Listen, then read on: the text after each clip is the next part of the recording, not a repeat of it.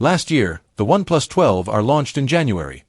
Over 2 months after the OnePlus 12, and given that the OnePlus 13 is already official, we are now getting our first bits of info on the OnePlus 13R. The device appeared in listings from NBTC, SGS Fimco, and the Global Certification Forum, GCF.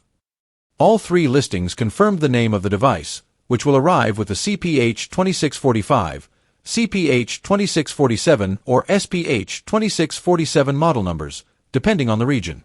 OP13R is also confirmed to feature the N1, N2, N3, N5, N7, N20, N28, N28, N38, N40, N48, N66, N77, and N78 5G bands.